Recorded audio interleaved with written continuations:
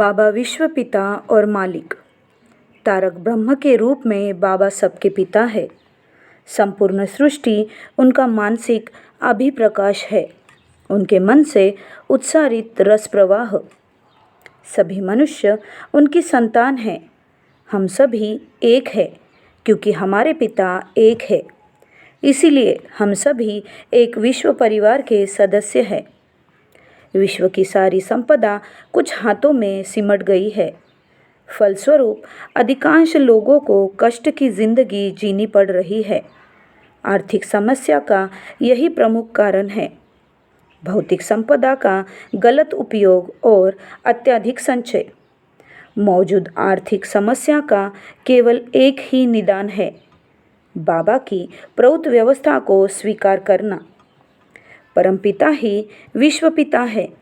वही इस परिदृश्यमान जगत और इसकी सारी संपत्ति के मालिक है।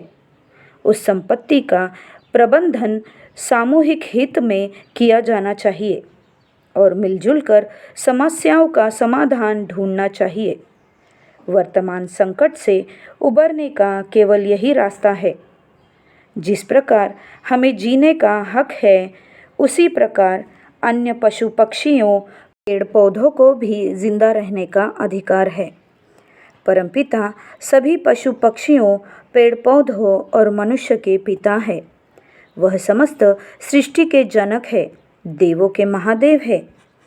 अपने जीवन में बाबा ने जो शक्ति संपाद सृष्ट किया है, वह भविष्य में मूर्त रूप लेगा।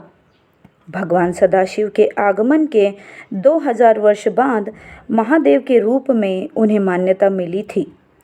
25 पीढ़ी बाद जब सिंधु घाटी और चीन सभ्यताओं का निर्माण हुआ, तब लोगों को महसूस हुआ कि भगवान सदाशिव इन सभ्यताओं के जनक थे। उसी प्रकार भगवान कृष्ण के आगमन के 200 साल बाद लोग समझ पाए कि जिस शांतिपूर्ण सामाजिक व्यवस्था में वे रह रहे हैं, उसके जनक भगवान कृष्ण थे। कृष्ण के आगमन के 3 पीढ़ी बाद लोगों ने कृष्ण की महत्ता को समझा।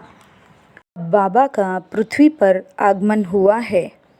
उन्होंने सामाजिक, आर्थिक, राजनैतिक, शिक्षा, संस्कृति, आध्यात्म आदि मानव समाज के सभी क्षेत्रों से संबंधित समस्याओं का समाधान दिया है। जब बाबा का विचार और आदर्श मूर्त रूप लेगा और उससे लोग लाभान्वित होंगे, हो सकता है 20 वर्ष या 2 पीढ़ी बाद लोग बाबा को असाधारण व्यक्ति के रूप में मान्यता दें। जय बाबा। जब तारक ब्रह्म का आगमन होता है, संपूर्ण विश्व के मेधावी लोगों का ध्रुवीकरण हो जाता है। कुछ प्रशंसक होते हैं और कुछ विरोधी। बाबा